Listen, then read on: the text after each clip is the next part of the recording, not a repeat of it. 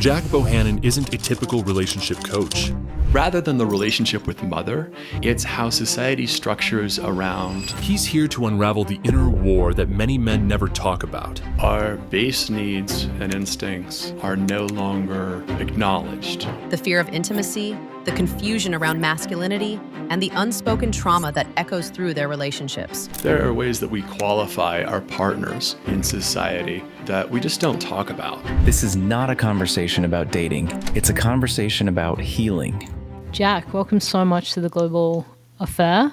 I've been really looking forward to hosting you and this conversation on what is gender. And I feel like, we're having this conversation a little after the wave of, in some ways, mania around this conversation. And I think that that's actually really nice timing to be able to, even just in retrospect, think about how much that conversation around what is gender grew, say, between 2020 and probably recently.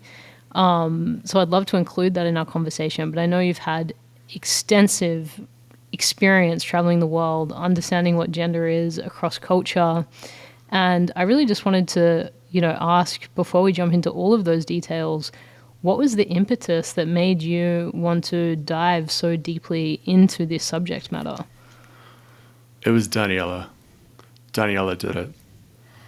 I met this woman who's this fantastically feminine creature, and we had this tremendous first date where the sky parted and lightning struck both of us, and she had some sort of wild spiritual woman trance happen.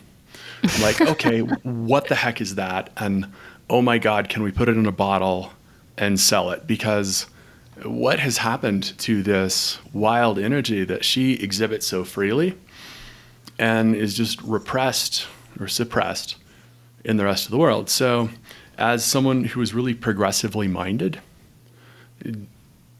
going on this date and having this experience with her of strong gender polarity, so to speak, and watching lightning come up my spine as I see her in this trance where she's falling down in a puddle giggling and won't stand up, and loses her short-term memory. It was like this wild, love-struck moment. So that really piqued my curiosity about what happens thematically for men and women who are connecting across like a heterosexual divide, that there's something powerful there that may be lost in current progressive thinking about gender theory. And I deeply, dearly insist on the inclusion of everyone. It's not this strict role play where one person's doing one thing and the other's doing the other. It's not that we need to be so strict or limited. And it is a charged conversation, like you said. It's so easy to misinterpret and to express some nuance in our understanding and to just be torpedoed for it because everyone believes one thing and one set of beliefs or another. So it's really easily mistaken if you're expressing something in the middle.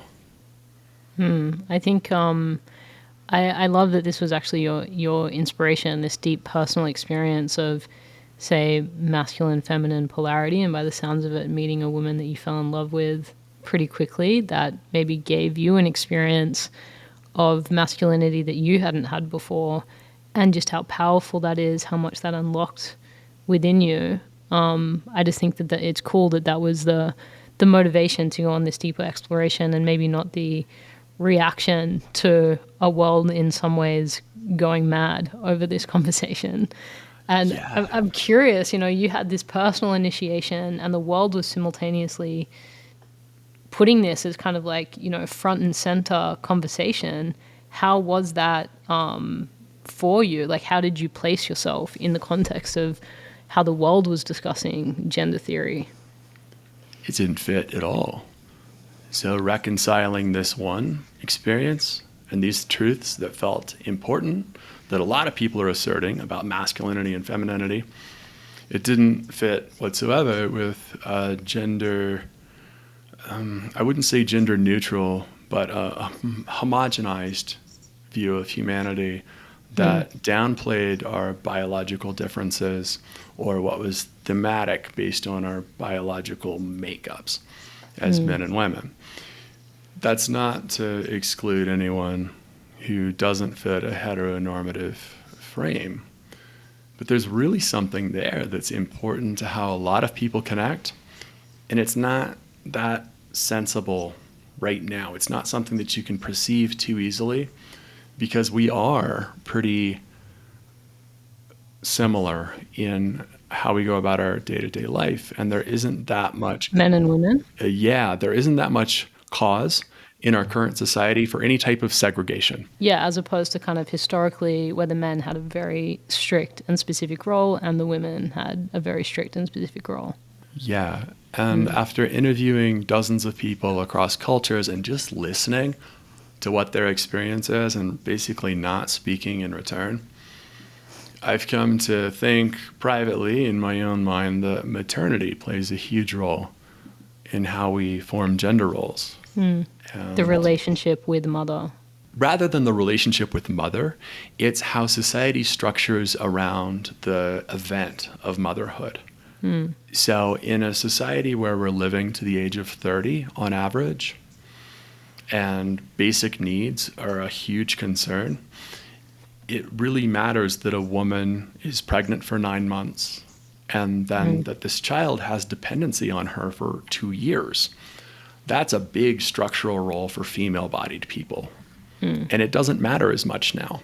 It's not as impactful because there isn't as much mortality during childbirth. There isn't as much emphasis on manual labor. And a woman can be giving birth and then back on the job 2 weeks later as a high-powered corporate attorney. So that's a big change compared to a time when, like, frostbite was a bigger concern. So in this era where we are so equal in so many ways, we've evolved to this point where physical strength doesn't matter that much. Maternity is not as taxing as it was at one time. That changes things structurally for how we're identifying ourselves as men and women. I really agree. You know, I find myself contemplating many of these same things, and even, you know, I find myself thinking a lot about the fertility issues that our generation, you know, say people under sort of 35 are experiencing. It's the least fertile men and women have ever been. We're having less babies than we've ever had.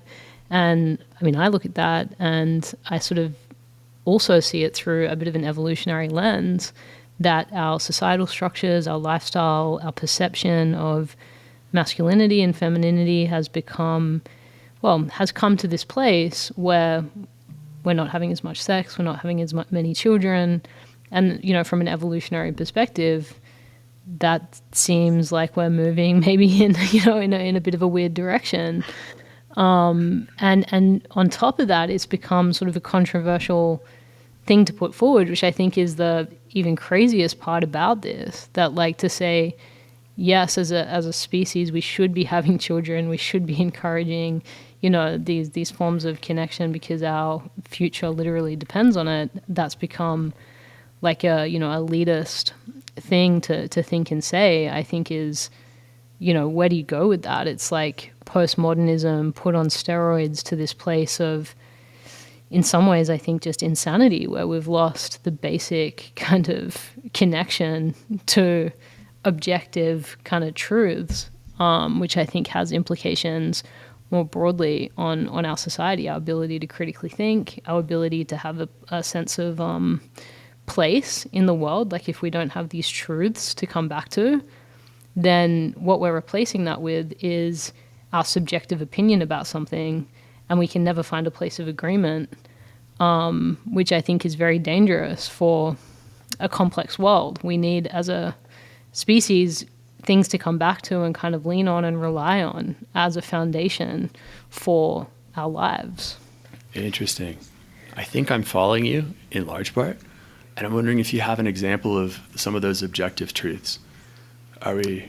So, for example, you know, the what it means biologically to be a male, what it means biologically to be a female, and to be okay with that, and to not feel like we need to adapt that or change that, how that then feeds into, I think, specifically men's feeling of belonging and relevance in society. But in many ways, I think women are not actually happy within these constructs. But that's also a controversial thing to say, because a lot of women will say, oh, well, that's, not standing up for true feminism. But I see it, in my own circles, women that don't have a space to really own the things that maybe they innately and biologically want as women tend to end up unhappier.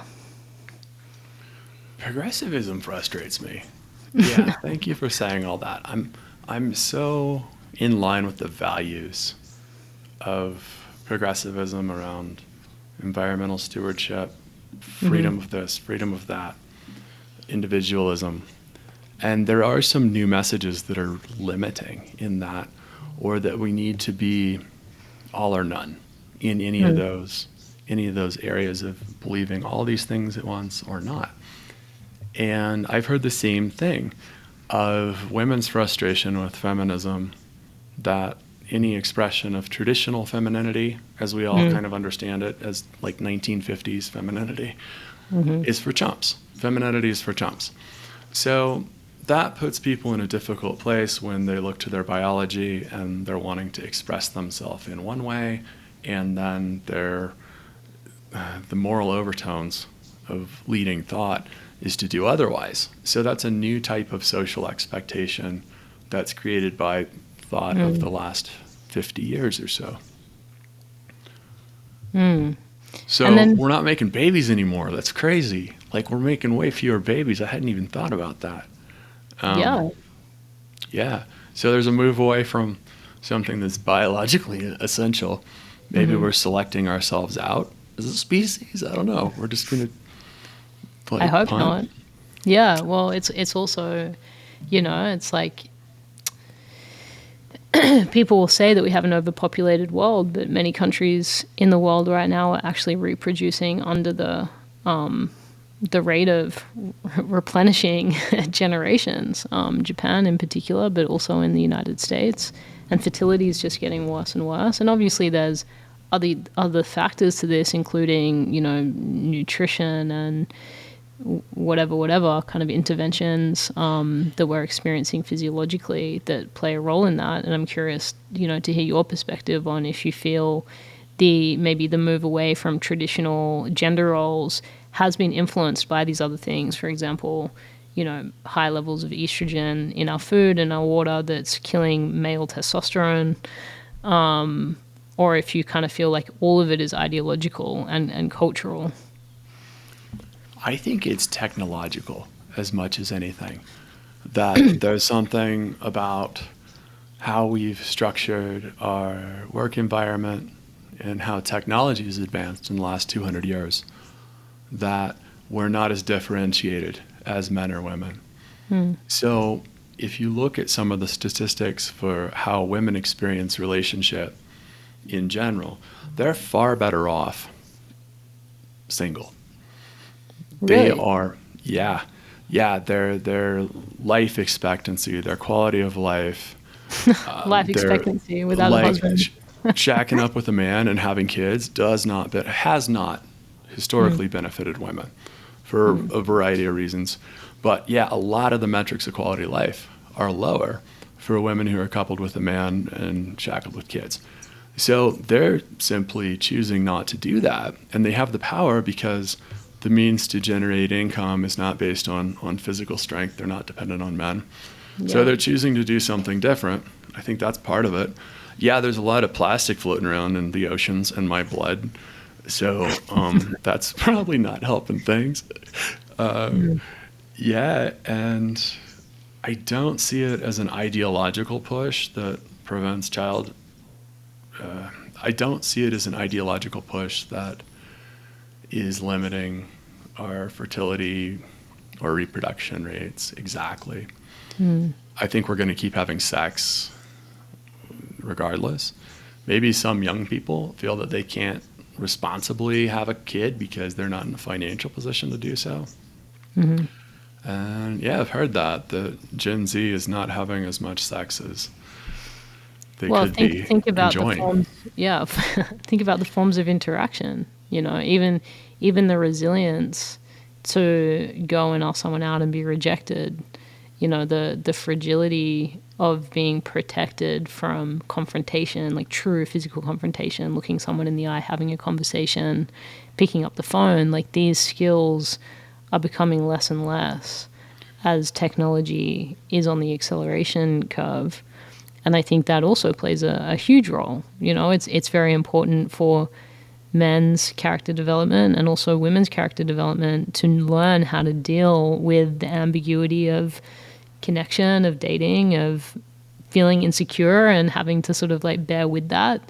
There's so many barriers now that we put between needing to feel uncomfortable in those ways that it's no surprise that younger generations are not having as much sex, in those ways, because the traditional male's journey to have sex, especially as a virgin, is to get rejected a lot, and to have to go through that, to actually have to be initiated through that process.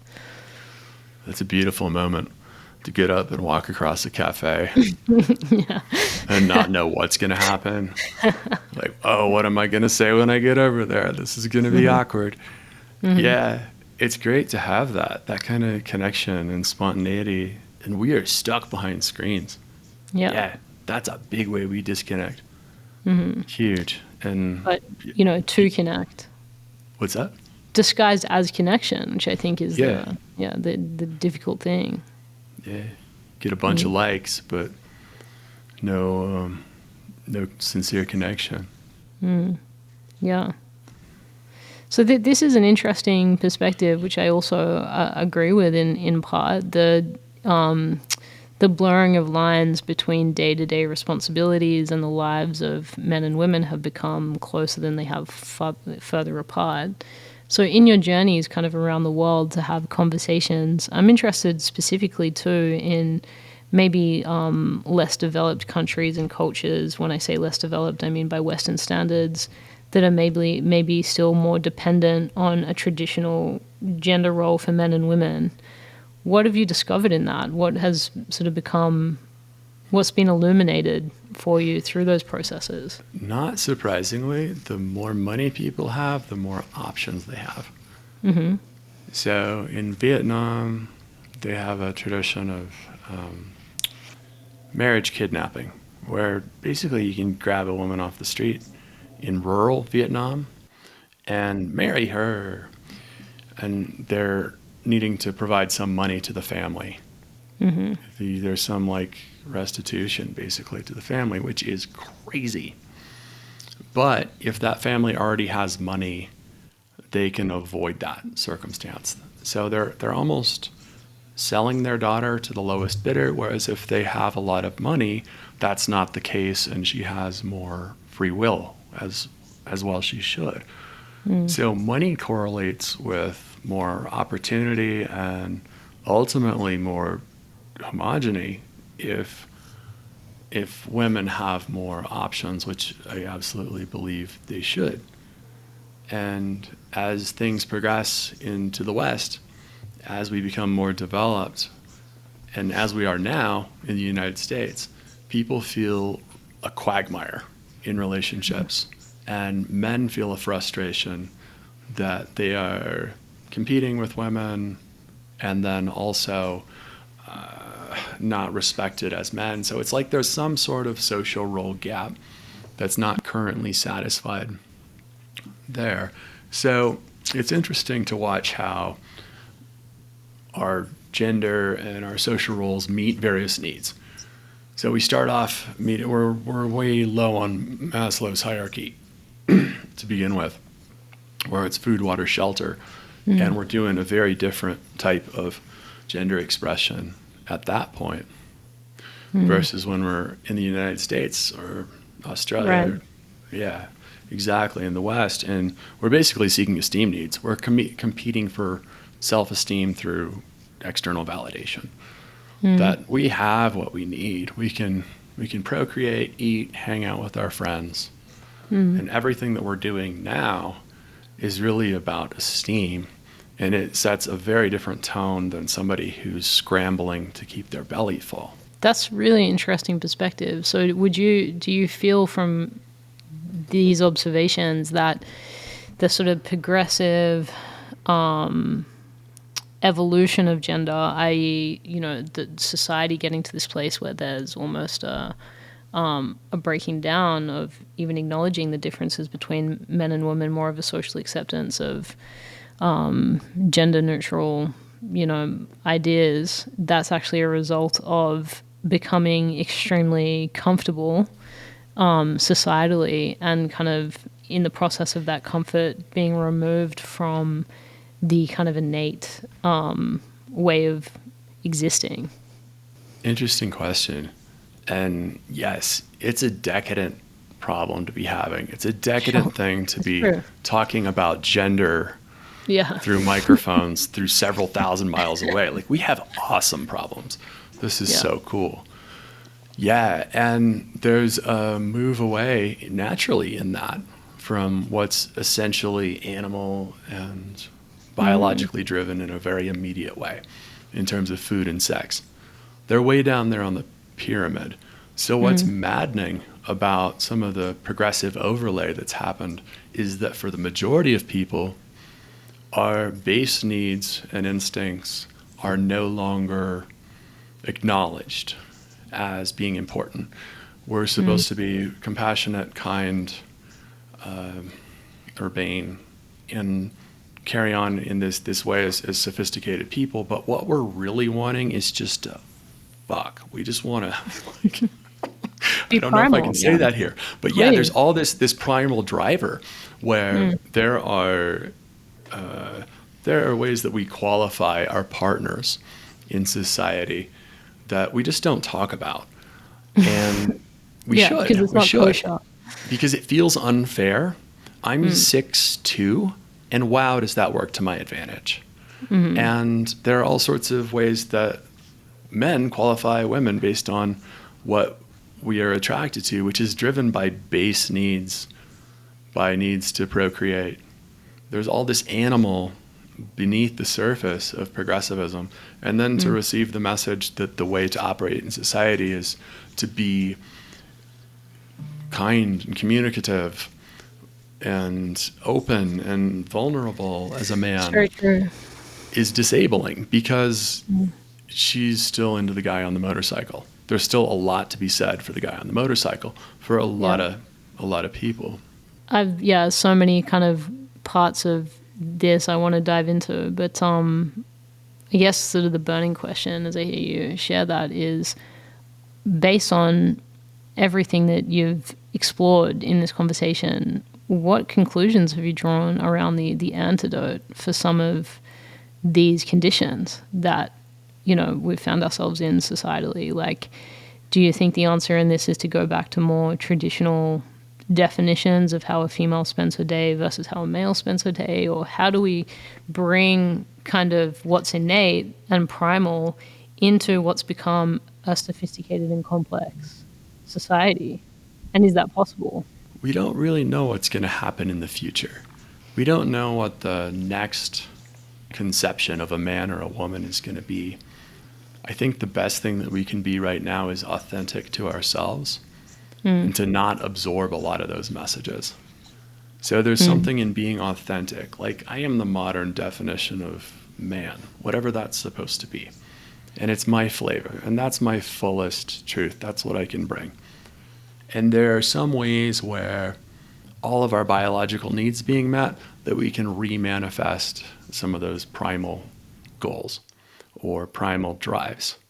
If we're talking heteronormative relationships and a role for men that's satisfying for them and satisfying for women, can return to protector mode in some ways, but it's happening on an emotional level where guys can manage their own emotionality and they can manage a conversation well.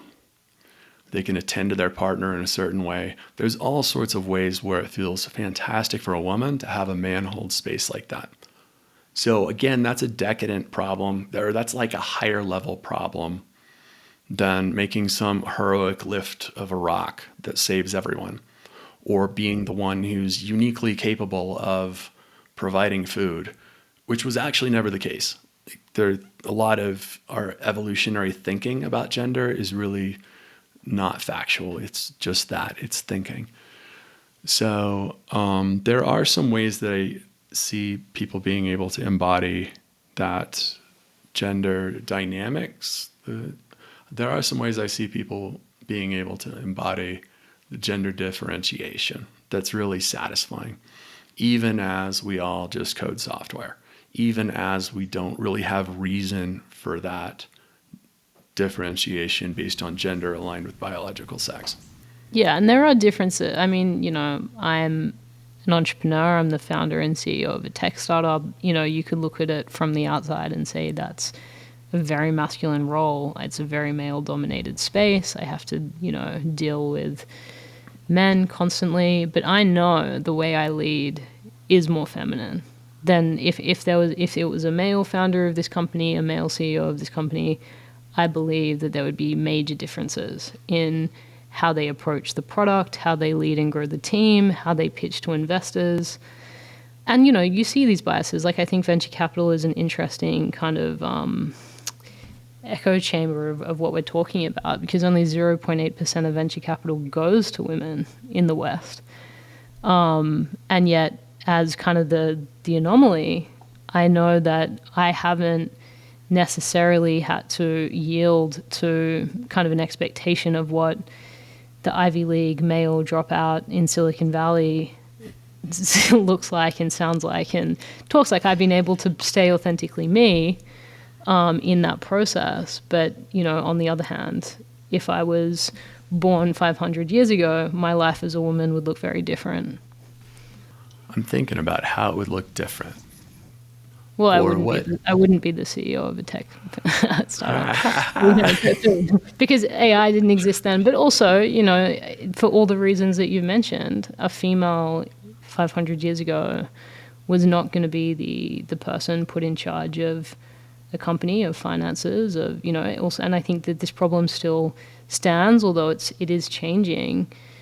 There's still a big difference between male financial literacy and female financial literacy, even in the West.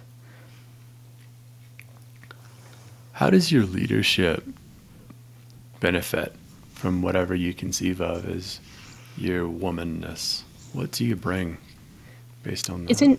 It's interesting because I think it's sort of like it can be perceived as a double-edged sword. So like, I'm really curious about the funding divide because I really believe I look at it from the point of view of if we don't have diverse perspectives building artificial intelligence right now, then we're building a super intelligence that reflects a very small section of humanity, and there's big issues with that because I believe that at one point we're basically going to have to hand all of our governance over to technology like this. So we need to make sure that there's diversification and adequate polarities, in its design in order to really maintain the integrity of what it means to be human and to have our society. So from that perspective, I care deeply about this. But venture capitalists will always say, well, women won't sell a dream as big as the men that come in and pitch. But when you actually look at the data, what the data says about female-led startups and male-led startups is men are more likely to overpromise and underdeliver, and women are more likely to underpromise and overdeliver. So they're more conservative and maybe, modest in their promise, but they'll actually be more consistent and thorough and deliver in the long term. And actually the statistics show that women-led startups actually generally do better when they're given the chance. Nice. You should start your pitch with that, for sure. Yeah, I don't like getting into the gender debate in some of these rooms, but like building at the beginning of your pitch.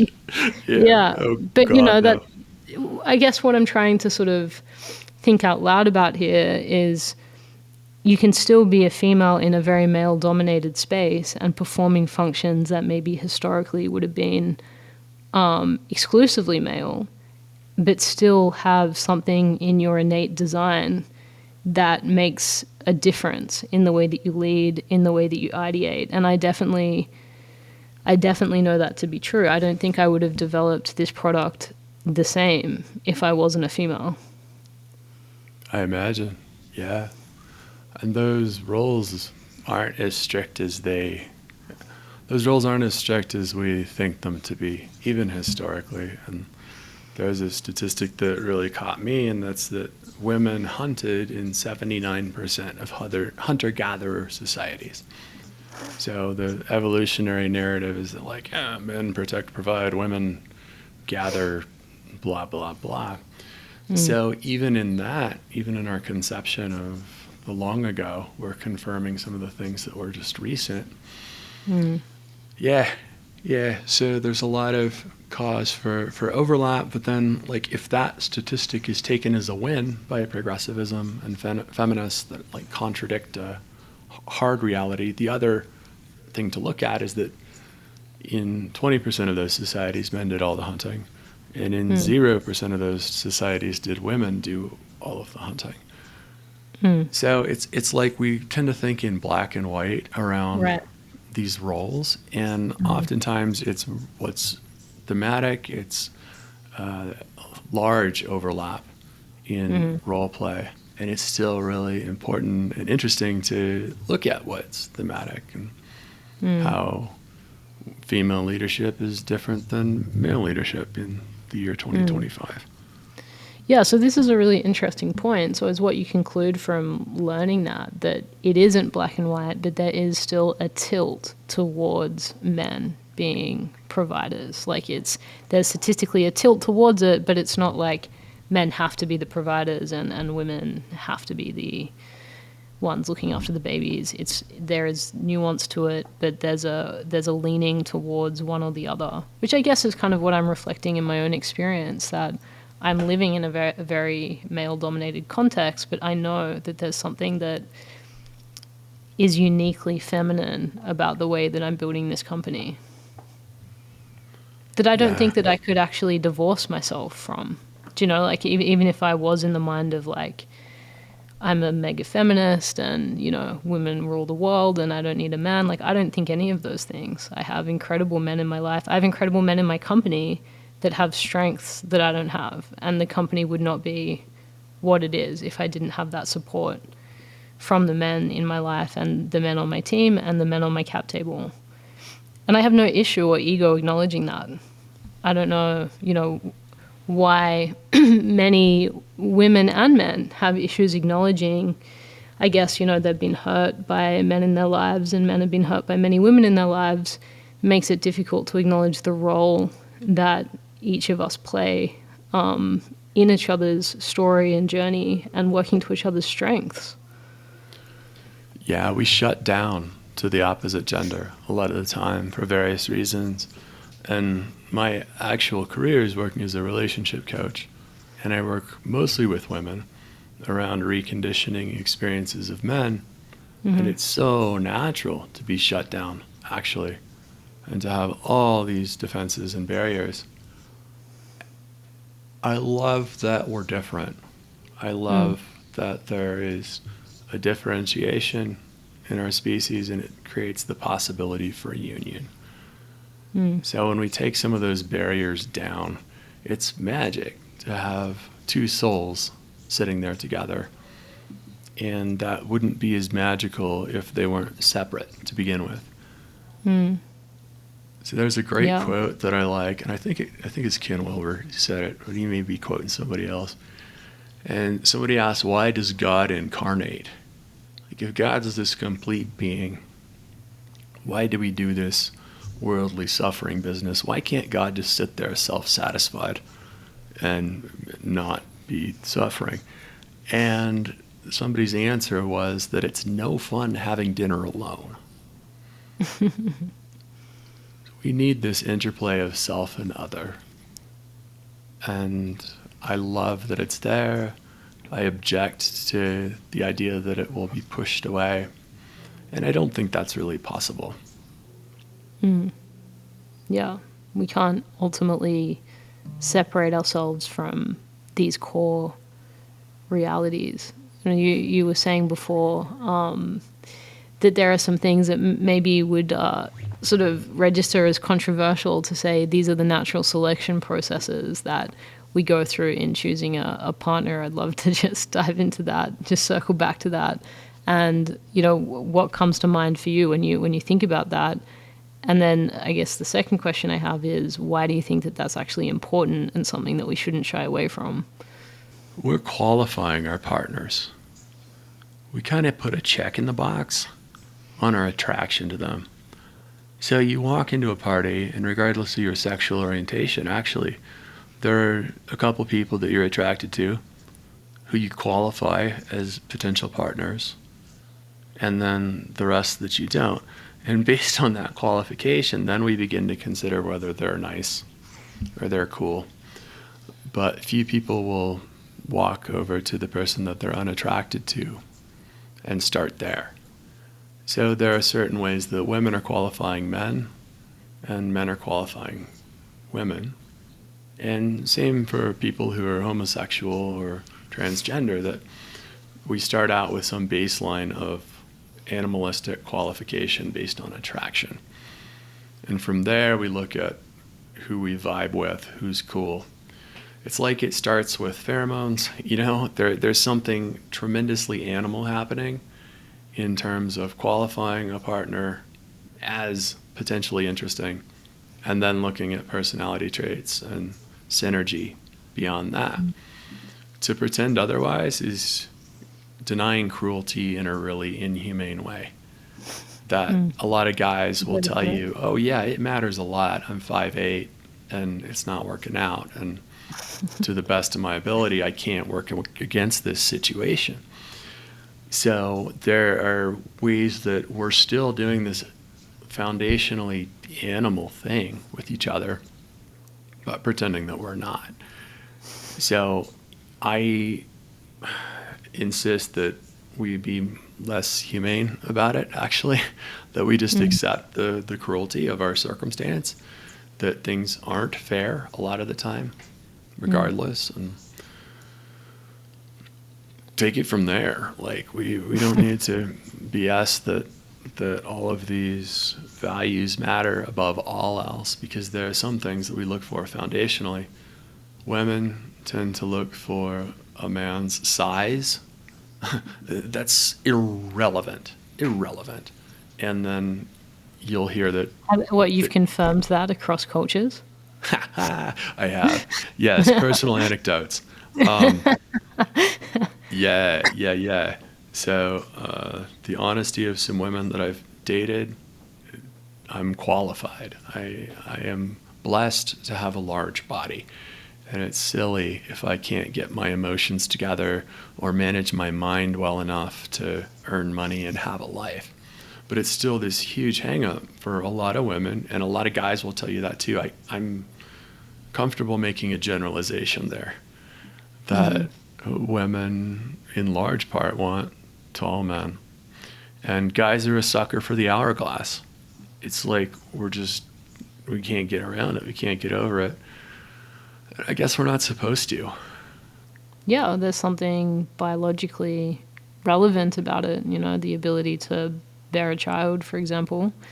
So it makes sense. But this is a really interesting point that you're touching on, the way that we've shied away from truth in its kind of most sober form, because we're trying to be more compassionate or progressive and evolved in these other ways, and what actually happens in the process of that is we're walking around denying reality, which doesn't really serve any of us. And so I'd love you to kind of go deeper into that observation and that commentary. I think we're at a place where our biology just applies less. And when we go to choose a partner, suddenly our instincts kick in. But in terms of how we meet society, our capabilities apply much differently now. And I see women as being very suited to a leadership role currently. That if women are wired for empathy, if they have a greater awareness of circumstantial surroundings, and there's some research to that end, then you may have a square place in the boardroom. Absolutely. Yeah, and what you're talking about is progressivism denying our humanity in service of humanism. It's really weird. It's like, we just can't make everything fair for everyone. And I absolutely insist that everyone get to be their authentic self and express their gender however they want. But it's really hard to accommodate everyone at the same time. So what happens naturally is that we default back to what's normative and what's thematic. And some of that is based on biology, for sure. But it's really difficult to keep people from doing the normative thing over and over, or to try to design a society that fits everyone. It ends up fitting no one. And there's this simmering displeasure with that, where we get people who are very willful and violent coming out the edges. There's like ideology that's brewed in the there's ideology that brewed pretty stinky in the Obama era, where that was like the peak of lead from the front progressivism. And then boom, we have a big pushback in terms of hateful beliefs and identities that are really rigidly structured and in opposition to people. It's like a pendulum. You see it as a pendulum that has had to swing in order to balance itself right to the extreme other side. Huge pendulum, yeah. And now a lot of people think it should swing back to the 1950s squarely. That women really should get back in the kitchen and embrace their soft femininity. And men need to do this warrior vibe and go conquer or whatever. And I don't think that meets reality very well. Not now, not then exactly, though I guess there were some benefits in ways that was working out. I mean, the statistic around like it actually not serving women, when you look at the metrics, they weren't living as long in the context of marriages, maybe not, as empowered or as happy. That I think is a really important thing to consider in this, that although there's value to embracing these biological truths, that it doesn't necessarily have to look like a picture of the 1950s in order for us to get back there. No, it doesn't even need to look like monogamy. Yeah. Mm-hmm. Yeah, there are all sorts of ways to structure society, structure connection, and there's no reason that a partnership shouldn't benefit both parties. There's no reason that a woman shouldn't be happier and live longer, feel more contentment with a male partner, absolutely.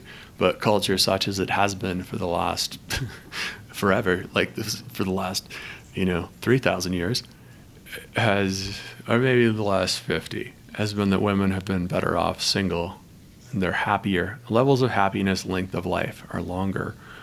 Exposure to violence is lower if they're not partnered, because a lot of violence is domestic. Yeah, but there's no reason that partnership and connection wouldn't work out for them foundationally. Like, no. Yeah. Being in connection with someone is beautiful, and it's impossible to prevent us from doing that. We're going to continue to seek relationship, for sure. And maybe even keep making babies. Hopefully enough to replenish the earth or other worlds. Speak to your thoughts on the structure of monogamy, sort of broadly, historically, now, how you see that. Any way that people want to arrange their relationships is cool, as long as they're being honest and open. I don't think there's a right way or a wrong way to do that. I know that non-monogamy is super popular now, especially like in Silicon Valley. You have to come out of the closet as being monogamous. Yeah, you have to come out of the closet as being monogamous in San Francisco. And there's no right way or wrong way to do it. There's evidence. I haven't read much. I haven't read much about gender. I haven't read much about anthropology, but I know that there's some evidence of pair bonding in all societies. Pair bonding has been a theme for people, but it doesn't always mean sexual monogamy. So like we're just wired to cheat. We're wired to either do the serial monogamous thing where we're with one partner after another, or have like a loose constellation of relationships where we have pair bonded with someone. Personally, I'm structured kind of for monogamy, and it's just what I grew up with. It's my cultural origin. And I compare that to continuing to like the music that I liked in high school and college, and just kind of being like, screw the rest of it. I like what I like, and I am what I am. So for me, monogamy feels organic, but it's just based on my conditioning, and it's based on the last 50 years of culture. It's not foundational. It's not fundamental to humans. Have you experimented with that to see like where your real preferences are and edges are? Thought experiments, yeah. And I've dated people who are polyamorous. Didn't bother me at all. So I don't have this wildly jealous streak inside me. But so far as opening up a relationship with a partner who I was coupled with primarily, I haven't done that. Can I ask if you've played with it? I don't think I'd have the time, honestly, to be poly. Good but point. I mean, I definitely one relationship is enough. But I do tend to agree, and this has come out of my own experiences. Like, I definitely come from a more conservative family, and I grew up kind of believing that one partner, is the way. And my parents had been married for like 40 years, I think, but they've been together for like 55 years or 54 years. So, I mean, that was modeled to me very deeply, even though, they had their issues and I think probably got divorced many times. Like, to see two people stay together, irrespective of the difficulty, I think has a subconscious impact on you that runs pretty deep. But I've had my own experiences of loving someone so deeply and not being able to make a relationship work. And I think that really changed my perception of relationships in general, because what I had to find in that experience was my own sovereignty. And that really, like, healing from that and the healing journey of that relationship broke any dogma that I had around sexuality, sexual orientation, preferences, structure of relationships. I think, like, when you've loved so deeply and your heart's been so broken and then you put yourself back together, for me, what I've come to realize for myself is there's no frame. And I feel like I live in accordance with some of the things that you're putting forward, or I try to, which is to just be my authentic self.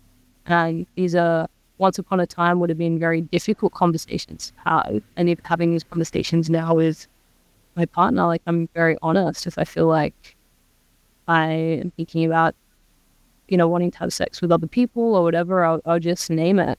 And it's, I haven't acted on that, but I wouldn't not act on it either if I really felt that was my truth, like I would want to follow that, because I don't want to live a life that is constraining me. But that was a very unique set of experiences that kind of got me to that point. And I think if I hadn't had those experiences, I would be stuck in a more traditionalist view of relationships. Yeah, we have to honor our biases. Yeah. I got to roll with it. I'm stuck with the music from high school and college because it's what I like, and what I like is what I like. So I really honor that intention you have for authenticity and translate that as honoring bias in certain ways. That, yeah, what you're conditioned to like is what you like, and that's actually what you like. To own that and to not be kind of, trying to run away from that. Or I also think, like, we do have a, like, one of the contradictions I had to reconcile inside of myself was either, believing that one person could be it all, or believing that one person couldn't be it all. Like, that was kind of a real back and forth in me, like, in a conflict. And where I feel like I've come to is, I do believe one person could be it all for me, but also they don't have to be. So, like, if I find someone that is it all, that's amazing. But also, if I have a partner that maybe doesn't tick every single box, I also don't need to be constrained by that. Like I can still honor the needs that I might have that they're not able to meet. I think that I agree with you in many ways. It doesn't have to be so black and white. I think it's sort of, you should always look at relationships in the context of your life. Like I have a life right now that's devoted deeply to what I'm building, and having a relationship that's very steady and secure is something that's very nurturing for me. Whereas once upon a time in my life, I wanted something very different. And it's not that one situation is better or worse for me. It's more like contextual to where I find myself. When I want to become a parent, I might want something completely different. Like I personally want to have children organically. Like I don't want to go through any kind of artificial process of having children. So as someone that's been in same-sex relationships, for a lot of girlfriends have been like, what the fuck? But that's just me. Like I believe in the evolutionary truth. I believe that if I'm meant to have children, I'll find a guy that I'm meant to have kids with, and that will just happen. Like I see it more animalistically. Yeah. Yeah. So you're separating whatever that romantic drive is from the procreation drive. Like not necessarily, right? It could be both, but it also doesn't have to be. Yeah. Okay. Maybe I'm misinterpreting too, or absolutely correct me. But leaning towards same-sex relationships, and then also doing the biological procreation thing at one point. That's interesting to hold that dichotomy. That's something. Like it's not necessarily either or. In my mind, it's not like I will definitely have a girlfriend and I will also, find a mate that I want to biologically have a child with. Like I believe that it will happen the way that it's meant to happen, as long as I'm authentic to myself. That might be a male that I'm romantically interested in. It might not be, but I also don't have the expectation, and I think that that's been something very freeing. And I think I want that freedom for a lot of people that I see are very constrained in kind of traditional ideas that they have to find this one person and it has to look this way. And I just think that there's 1,000 ways it could look, and you got to get more busy living your life. For me personally, yes, I've had more female partners and I have had male partners, but I definitely don't see my sexual orientation as black or white. Mm-hmm. That's fluid to a degree. And our relationship structure too. You might want to do one thing now, another later.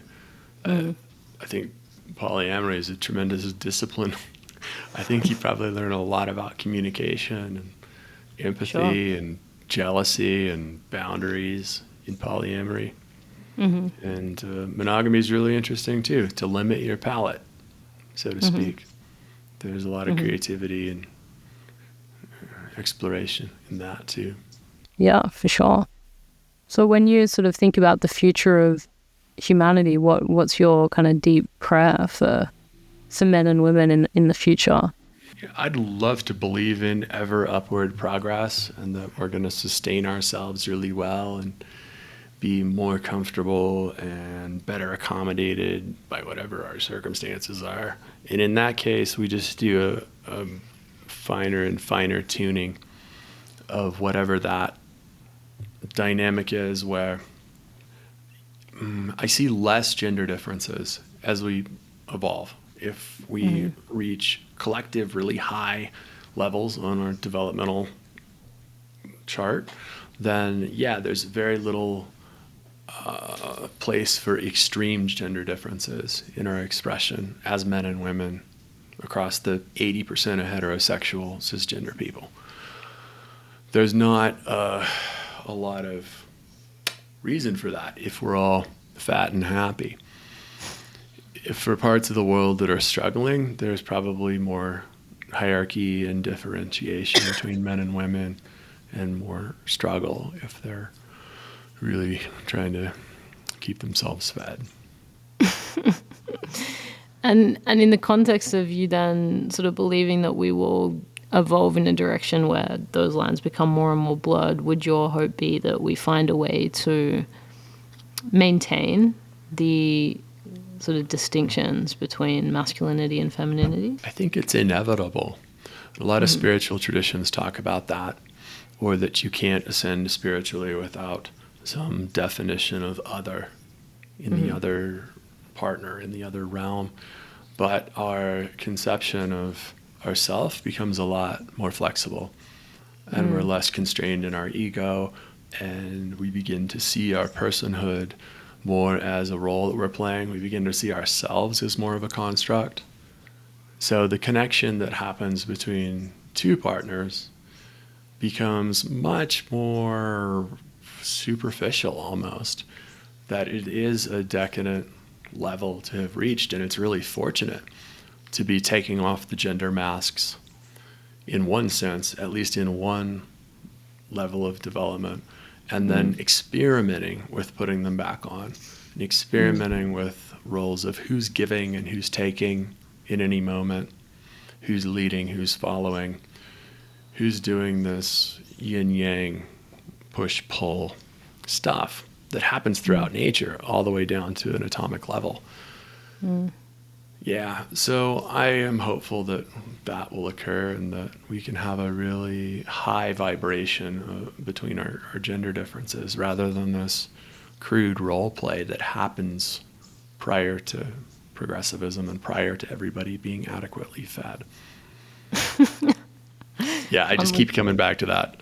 Well, I think that there's merit in what you're saying, right? Because it speaks to a society that's become so comfortable, and that comfortability takes us away from the primitive urge. I mean, I really personally, in my own way, really relate to almost all the things that you've shared. Like, I feel like I'm pretty in touch with my primal nature, and have never kind of fit inside society's frame for that very reason, because I can't deny, like, not even for like 30 seconds in kind of like small talk or a polite conversation, like I can't even find the will to like do that for even a very small amount of time. And even as a child, I was always like that.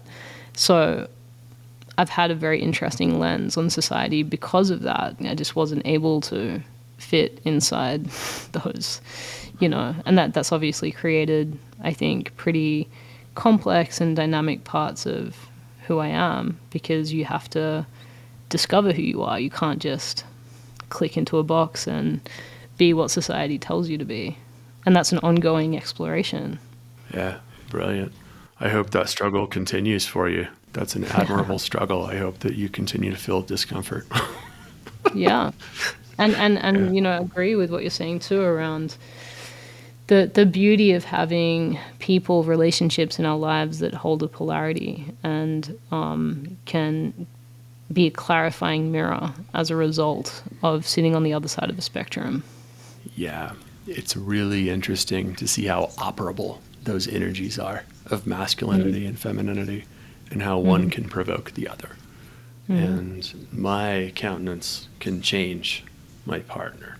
I can create a different reaction from someone based on how I'm embodying what I conceive of as masculine and what's socially masculine.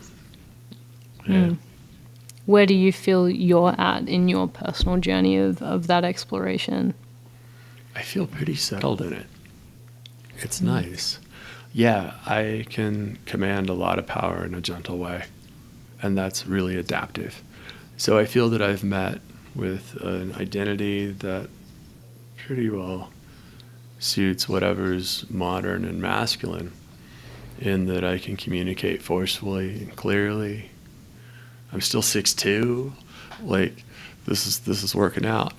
So yeah, I feel pretty contented in that, and I believe that whatever is masculine is most adaptive, that men are really adaptable, whereas women are anchored to their uterus, especially if everyone's living to age 30. Men have this crisis of freedom, where we're not doing that. Our social role is more flexible, and really flexibility and effectiveness are masculine qualities as I see it. Yeah. makes sense. And you feel that that's even true kind of in the modern day for, say, a younger generation of men, that they're feeling a crisis of freedom, and that's the thing that's putting their identity into question? I think they're getting some pretty hard messages about not being a man, or that masculinity is toxic. They're getting pushed away from their nature in certain sense, that they're commanded to lower their volume, to be less direct, to sit still. These are hard things for an 8-year-old boy or an 18-year-old boy. Yeah. So there are some ways that I feel that I was socialized female growing up in the 80s and 90s, where being pleasing and relational were really important. And it wasn't until like middle school that I got the message that being hard was important, and being tough and bold and protective. Yeah, those messages came later. I was much more led in a relational direction. Mm-hmm. Yeah, interesting. Yeah. Boys are in a bind. Boys are screwed at the moment. It's a tough one. What do you think the number one transformative message would be for, or maybe not message, but sort of practical change in our society that would enable a return to, their primal nature? I'd stop telling people what to do, in large part. Not having top-down leadership. As long as your behavior isn't directly affecting anybody else, it's kind of a free-for-all, and people are going to leverage whatever resources they have to meet their needs and to get more resources. So not trying to engineer society is one thing that I currently believe is important, to re-embody some certain things, to re-embody that authenticity. But my view may change. I don't know. If you ask me again in 5 years, it could probably shift a little. Yeah, well, let's do that. Yeah, I think it's important to have a healthy conception of something thematic for men and women.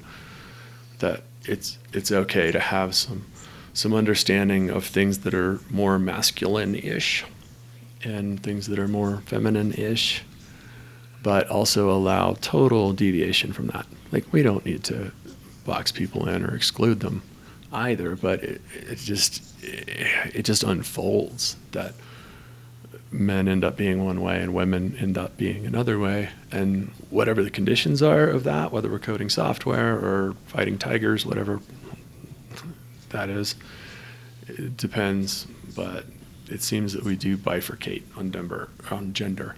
We do the gender division, regardless of our society. True. And then last question, what about Daniela? What happened with that relationship? Let's bring it full circle. Yeah. All right. So I came for a full circle background to Daniela about a year later. And she's an Italian Colombian woman living in Colombia. So I'm like, all right, I'm footloose. I'll move to Colombia. And then one day before I'm supposed to get on the plane, she says, no, baby, don't come. After I quit my job, sell my car, all this. So that's the first episode of my podcast. If you care to listen to it, is a conversation with her in the park where we met.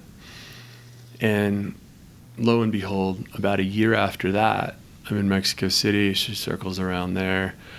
Magic's still there. So here I am. Here I sit in Colombia once more, pursuing a relationship with her. But we're very different creatures.